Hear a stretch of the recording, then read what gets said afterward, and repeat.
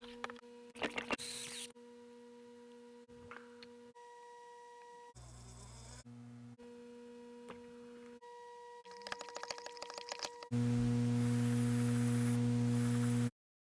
鎮工房へようこそおいでくださいました。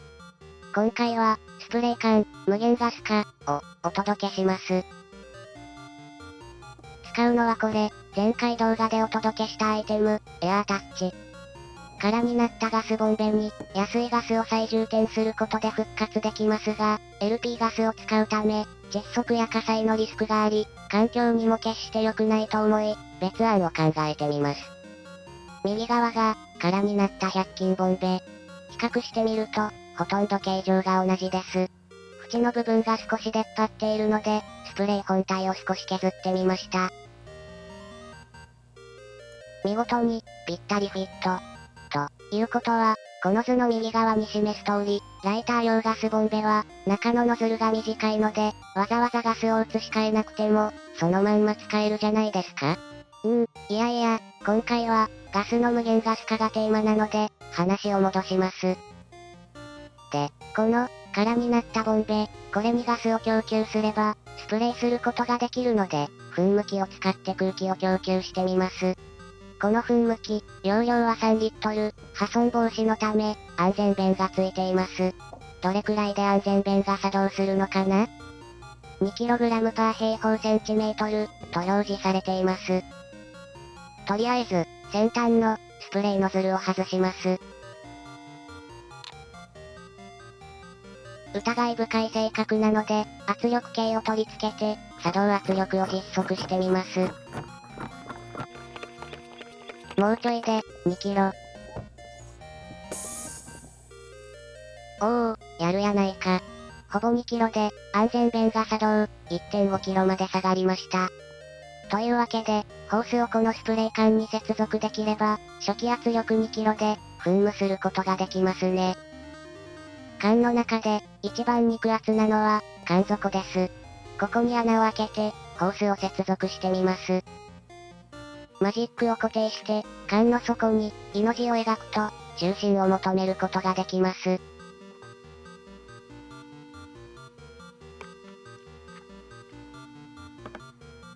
穴に埋め込むのは、これ、リベットナット。薄い鉄板とかにネジ穴が欲しいとき、簡単にネジ穴を作れる、超便利なアイテムです。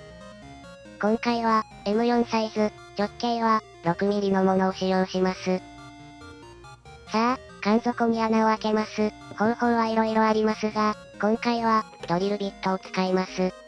自作オートポンチでくぼみを作り、3mm、5mm、6mm と、穴を広げます。この、自作オートポンチ、制作動画のリンクを概要欄に貼り付けたので、ご興味があればご覧ください。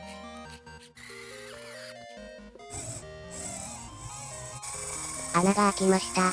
ちょっと缶の中を覗いてみましょう。予想通り、缶底までホースが伸びています。リベットナット、うまくはまりました。これは、リベットを固定する道具、ハンドリベッターナッター、と呼ばれています。ナット専用パーツに取り替え。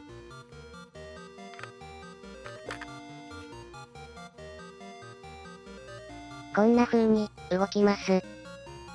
この道具、どんな風に締め付けるのか、わかりやすいように、ちょいと漫画を作ってみました。この道具の先端は、ネジ山になっていて、まずそこに、ナットリベットをねじ込みます。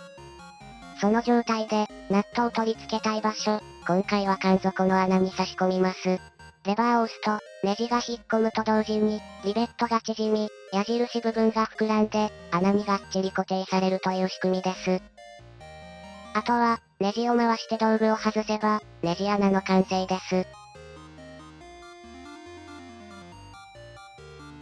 ということで、缶底に、ナットリベットを取り付けますが、漏れ防止のため、JB ウェルドを事前に塗ってから固定します。何も塗らなくても漏れないと思いますが、念のためです。さあ行くよ。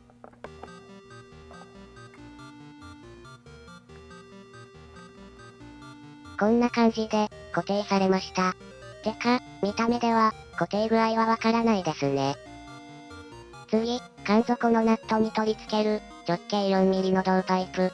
適当な長さに切断して、ネジ山を作ります。使うのはこれ、ダイスです。ちょっとはめてみましょう。オッケーオッケー。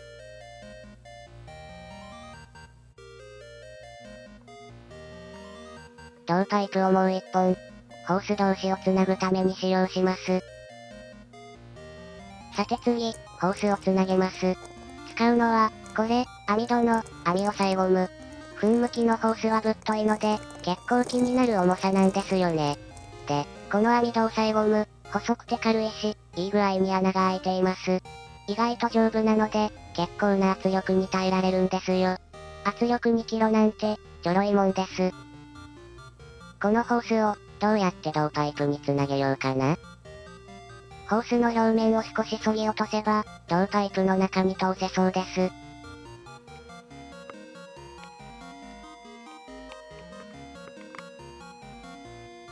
銅パイプにホースを挿入するのに、30分戦いました。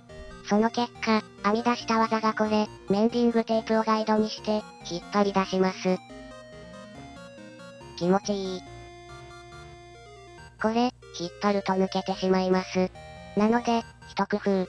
これは、アルコールランプ製作動画で、熱加工したプラスチックのパイプ。こんな風に、先っちょが細くなったパイプを作りました。この先端をホースに突っ込んで、抜け防止を図ります。よしよし、大丈夫。これを、噴向きのホースに？ダメだ、ブカブカだ。どうしよう？何か良いスペーサーはないか？ありました。直径 5mm の、アルミパイプ。これをかぶせて、ホースに差し込みます。ぴったりフィット。あとは素直に、ホースバンドを使って、接続。これで、ホース同士の接続は完了。スプレー缶への取り付けは、銅パイプ先端のネジに、水道用のシールテープを巻いておきます。とりあえず、完成。噴向きをポンプアップして、スプレーの吹き出し威力を確認します。タンク圧力は、2キロですが、結構威力があるようです。これで大丈夫だと思いますが、ホースが外れたり、空気が漏れたりしないように、JB ウェルドでシールしてしまいます。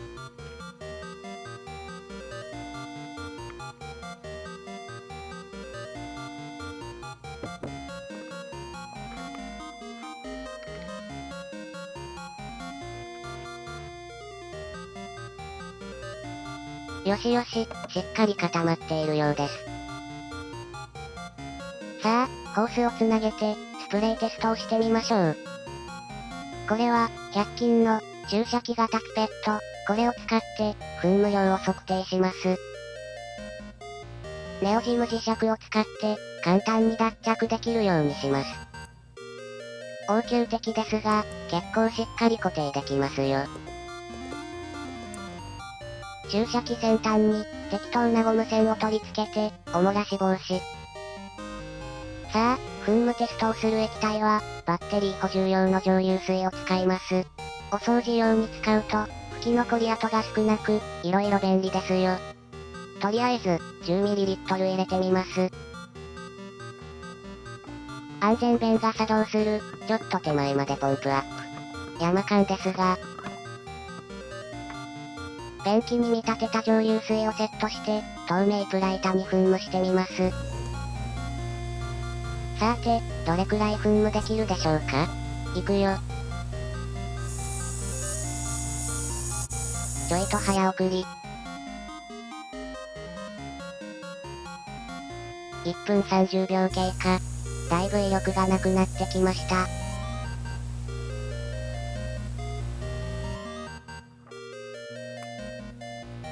残量は 2ml なので 8ml 噴射できました。いかがでしたか？実際のペンキは粘度が高いので噴射量はもう少し少なくなりますが、実は数年前から、この方法で、いろんなものをペイントしており、だいぶ重宝しています。最後までご覧いただき、ありがとうございました。鉄鎮工房へ、また来てね。